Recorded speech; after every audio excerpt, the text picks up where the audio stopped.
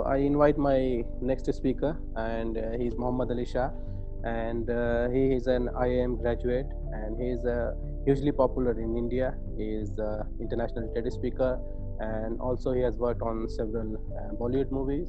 And just I will talk about him, not his background. I mean, he has already achieved. Yeah. Over to you, Mr. Shah. Thank you very much, Kanur Rahman Bhai. Thank you very much, Cambridge University, London University, and thank you very much, this eminent panel of speakers. I would like to say adab to Asif Ahmed Saab, to Wasim Saab. Hello to Professor Michael Short. Hello, Dr. Ananta. How are you? What an honor to meet you all over here. Excellent. I will start with a small little story and a small little illustration. The first illustration would be, I would request all of you just look at your camera lens. The lens at the laptop, phone, iPad, whatever you're using, computer, just at that lens, focus there, nowhere else.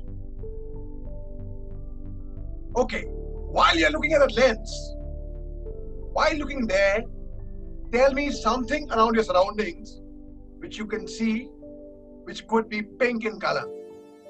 But don't look anywhere else. Just look at the lens only.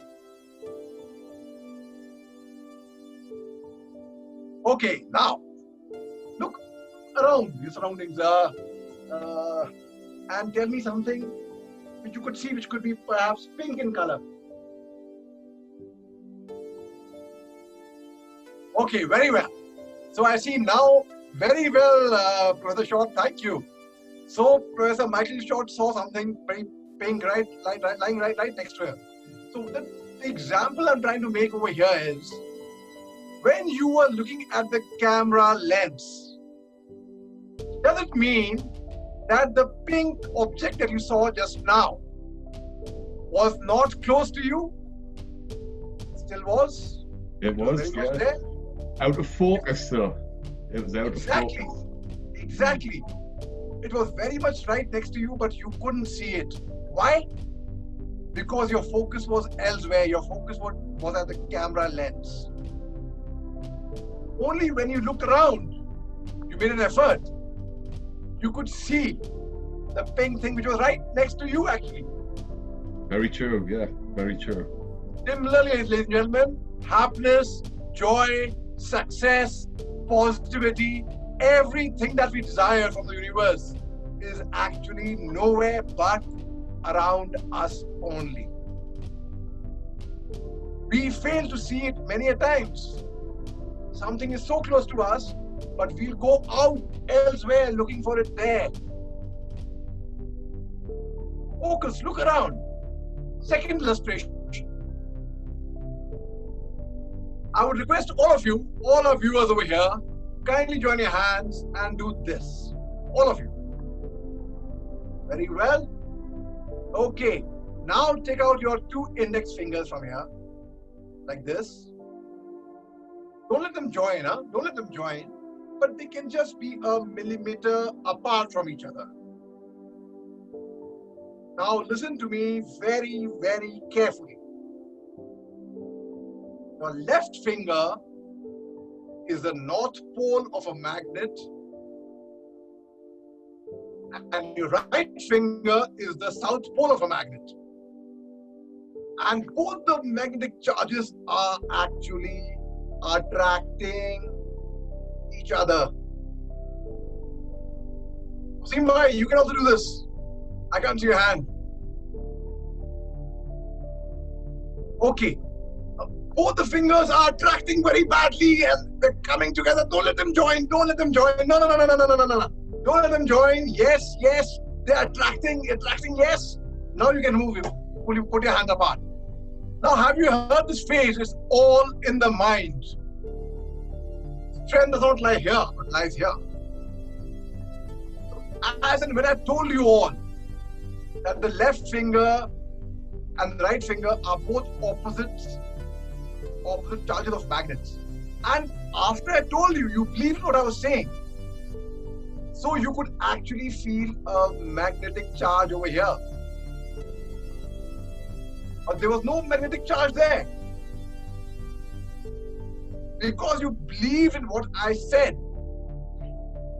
Similarly, if a soothsayer or an astrologer or a palmist, with all respect to them and the work that they do, if he tells you, oh my goodness, you are going to have great health, very successful, very happy life, and if you believe in that, you will have a very successful, happy and a healthy life. If a soothsayer tells me, oh, what a beautiful hand, you are going to be very rich and very famous, and my mind will automatically start functioning in that direction. Now, I will explore the possibility who is rich and who is famous, perhaps maybe actors. So I'll pack my bags, move to LA, move to Hollywood, give auditions, struggle to be an actor. I might crack an audition and I might get success in that field.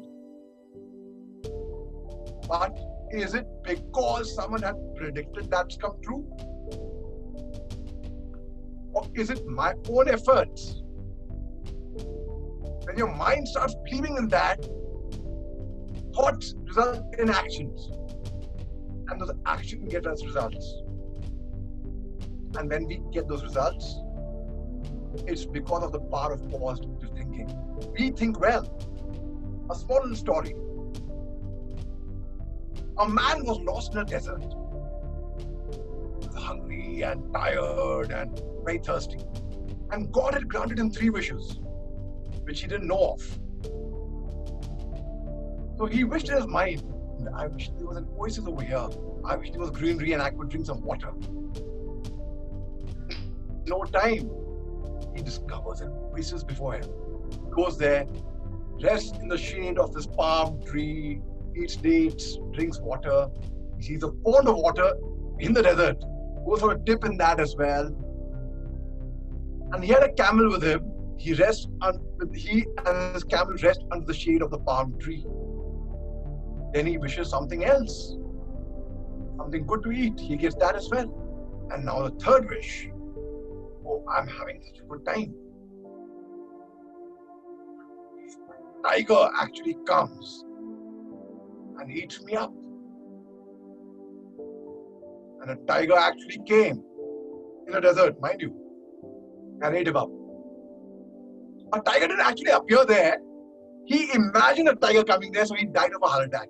So which only goes to mean that all our thoughts would come true. Good thoughts and bad thoughts. A king told in his kingdom that I would like a blacksmith or a goldsmith to make me a ring, which would make a happy man sad and a sad man happy. So the blacksmith and the goldsmith both, they start juggling their minds. They go home. The goldsmith comes up with a brilliant idea the next day. He presents the king this wonderful ring.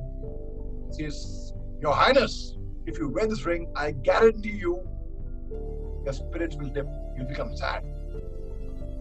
What is this ring made of?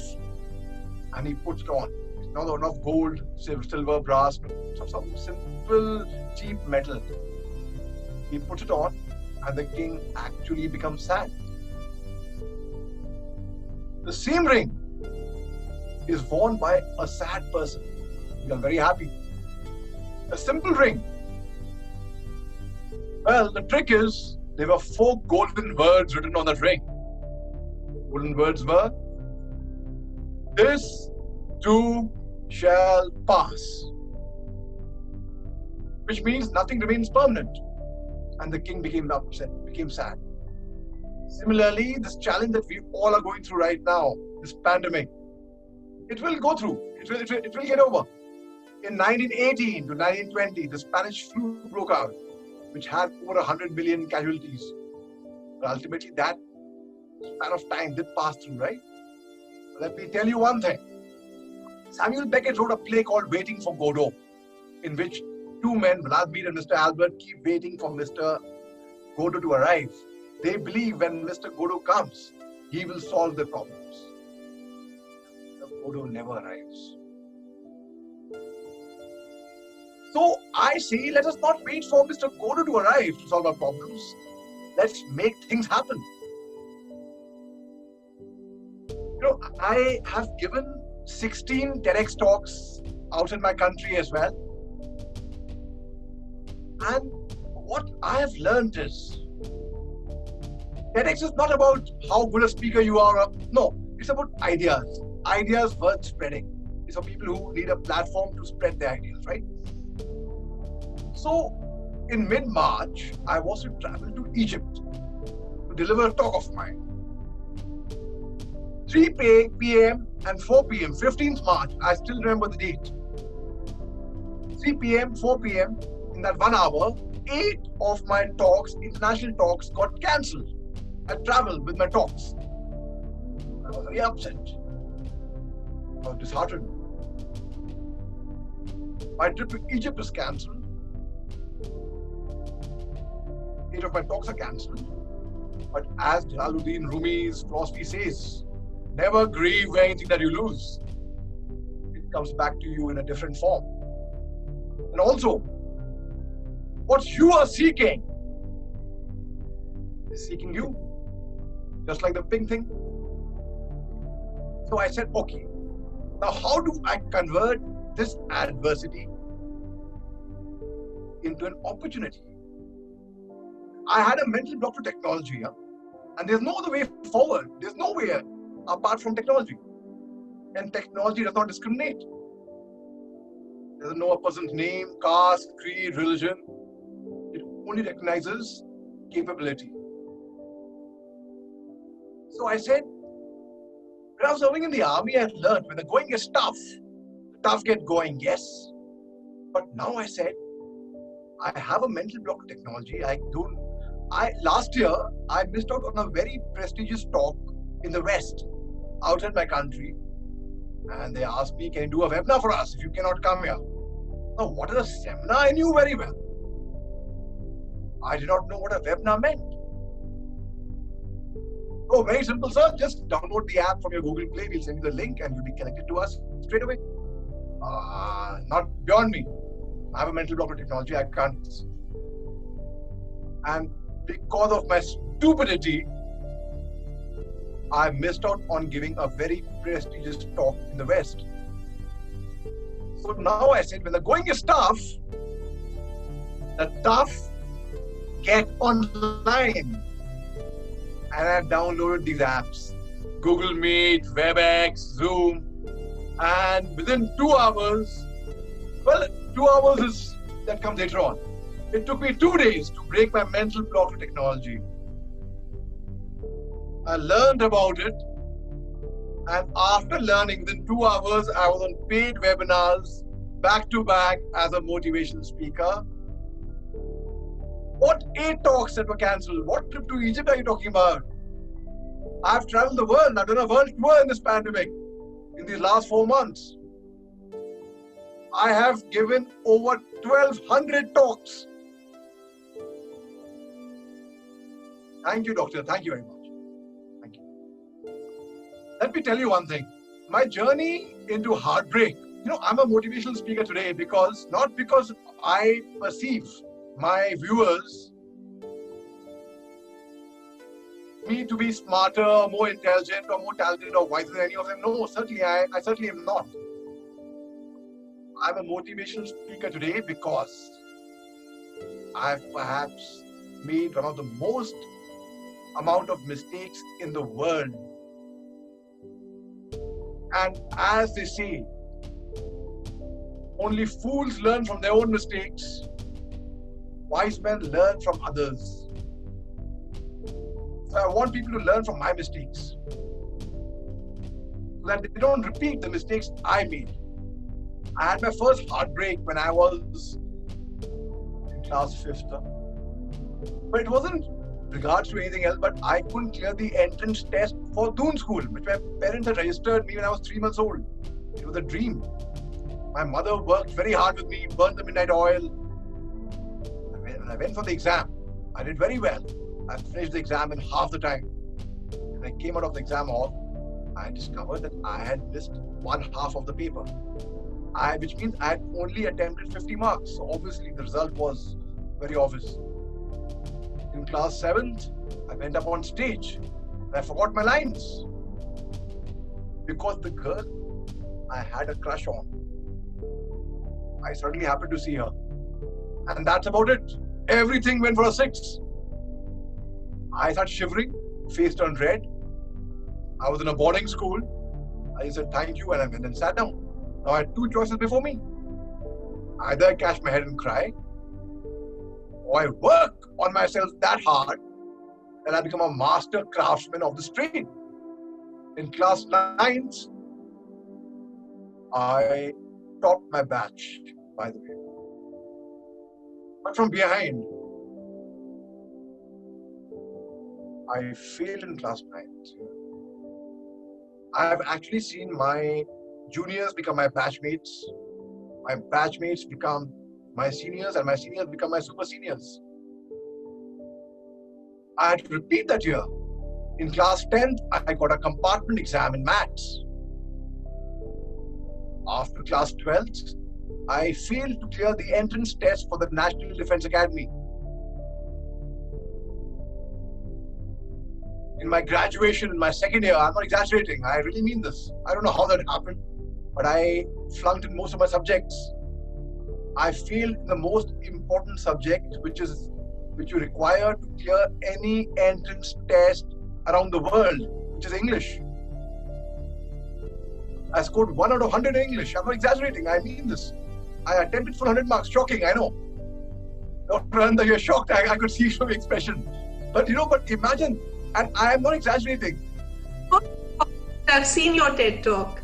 Oh, thank you, ma'am. Thank you. I appreciate your honesty. Thank you very much, ma'am. After my graduation, I tried for the National School of Drama, NSD. I tried for the NSD twice. I failed both the times, 2001, 2002. I tried for the Jamia Millia Islamia Mass Communication. I failed there as well. But then I sat for the UPSC exam, which is supposed to be one of the toughest exams in the country. I got through with flying colors. When I went for my training to the academy, we were told that we would be given crew cuts. So early morning, there was a pull-up bar over there, and we were told you will be made to hang upside down, where a barber will come, the big garden scissor, and he'll chop your hair. So the whole night we were practicing to do pull-ups the other way around, hanging upside down. Next morning at 5:30 a.m., out at the barber shop, we were all lined up. Suddenly, a horrendous looking figure appeared with a very big garden scissor. He said, "Oh God, that's it." But that was a gardener, it wasn't the barber. We were made to get haircuts in a very nice officer-like fashion. And as we were going back, running in threes in formation, with discipline, there was a very senior army officer who had a very beautiful daughter. They were passing by. They were crisscrossing us. We had to wish them. "Morning, sir! Morning, ma'am!" And as the co-senior wished them, one of the mischievous gentlemen cadets over there shouted, "Guys! The Beauty and the Beast!" And the senior army officer turned around. "Come here, you jokers! Come here! Come on, guys, go on your hands for push-ups." And we were on our hand doing push-ups. He said, "Now you better own up, come on. Which of you dared to call my daughter a beast, huh?" So he said, anyhow, so he skinned us up in the hot sun in Chennai for about an hour, and we went back for our classes. In the academy when I was training, there was one particular test where I kept failing repeatedly. First attempt failed, second attempt failed, third attempt failed. Midterm break, all the kids went home to enjoy their midterm break. I didn't have permission to go home. I stayed back in academy. I practiced that test. After practicing that test so hard, fourth attempt, obviously now I've practiced. I failed once again. Disappointment. Fifth attempt failed, sixth attempt failed, and the last and the final attempt, which is the mercy attempt, the dhakka attempt, the grace attempt, I failed once again. which means I kept failing consistently in this test. It was the marching test, so I was marched up to the commandant, like the president of a university like that. So the commandant asked me, he read out my report card. Son, I see you are doing very well. You're doing very well. But there's one particular test. You have been failing consistently. What happened? I hope all well with you. I told him, sir, I came for my training. My father told me, son, do well in academy, make us proud. But remember, son, most importantly, always keep your performance consistent. And that is the reason for my consistent failure in this particular test. Come on, make him pass, come on. Give him push-ups, give him some extra punishments, but I want this joker to be passed tomorrow. And I don't know what happened after that. I was made to pass. But the most humiliating thing came when the passing out parade, when our graduation ceremony, I wasn't allowed to take part in the graduation ceremony. That's the passing out parade. Why? I had failed in this test repeatedly. So while I saw my course mates march, they reached the last step. That's called the Antim Pag, the final step to become officers. 6 September 2003. My parents had come. My father was a general in the army, so very strict man. So he saw that happen, and I was hiding. I didn't want anyone to know that I am not taking part in the passing out parade. But you know what happened after that?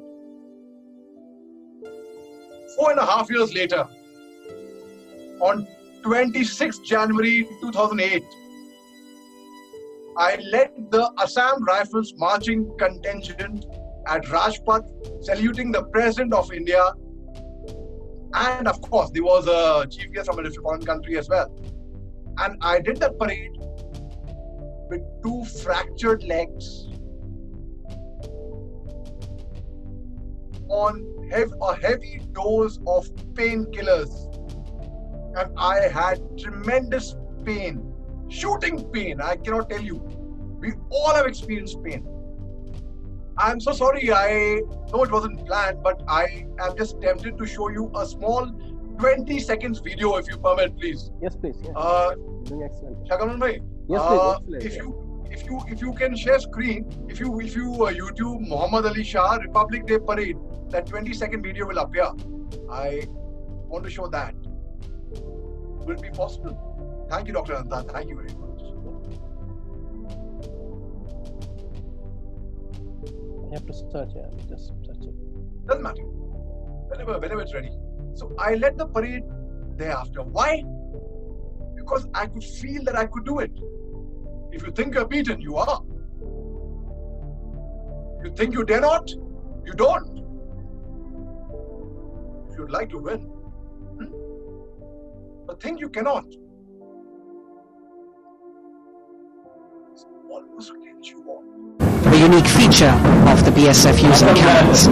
We have the Assam Rifles marching contingent led by Major Mohammed Ali Shah.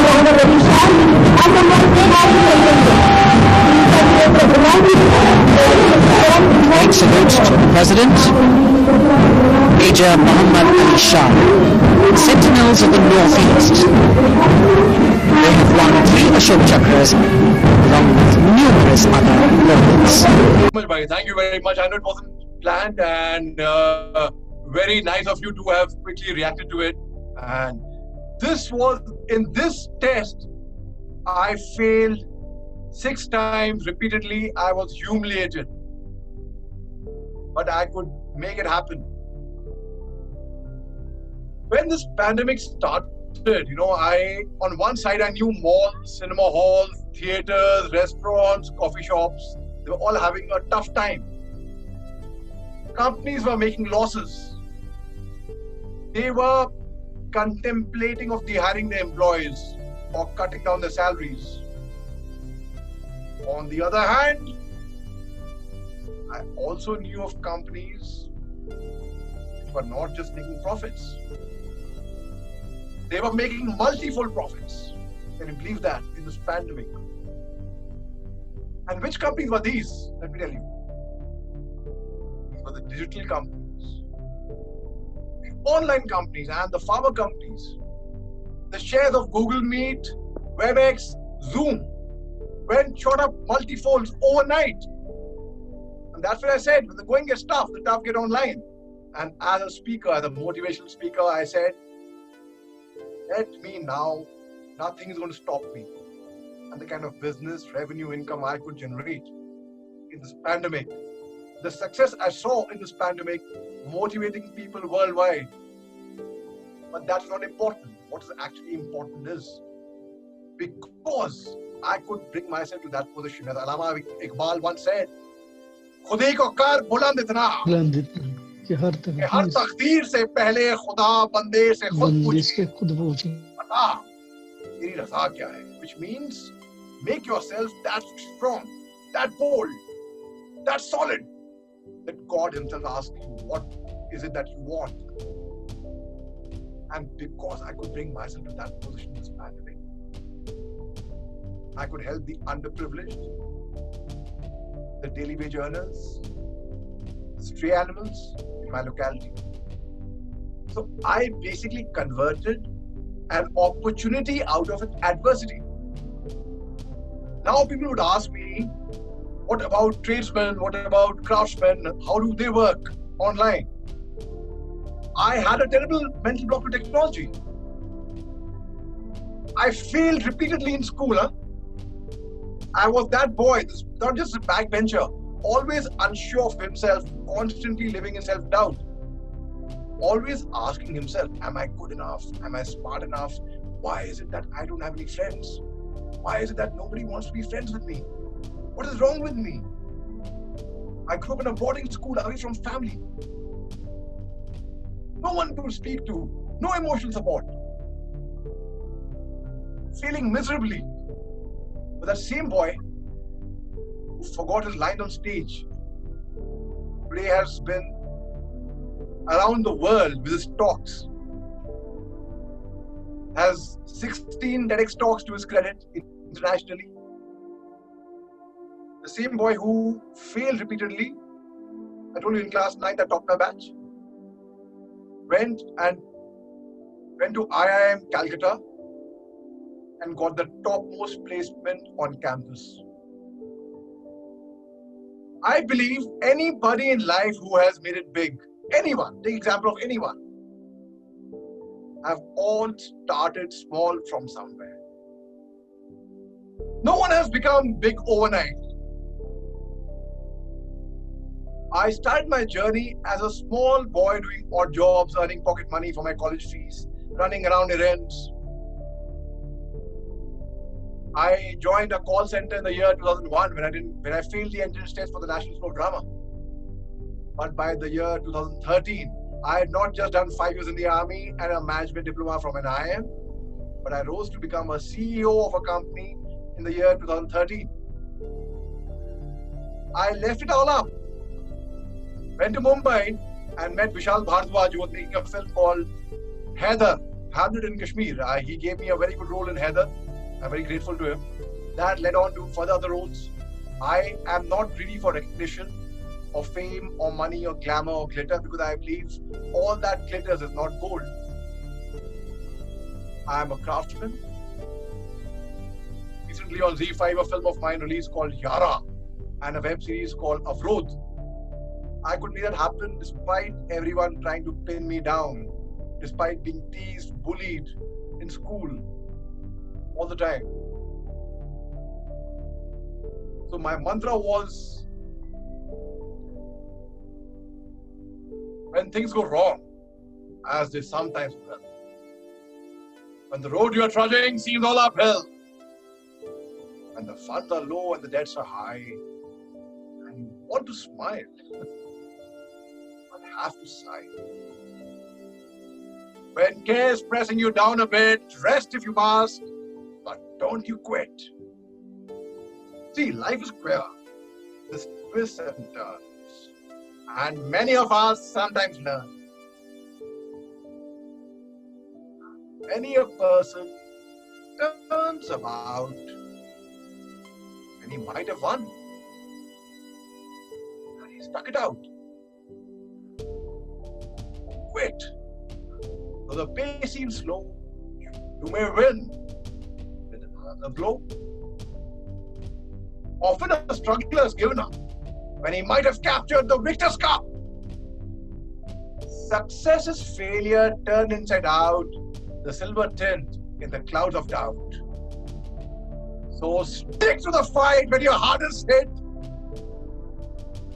When things seem first, it's not to quit.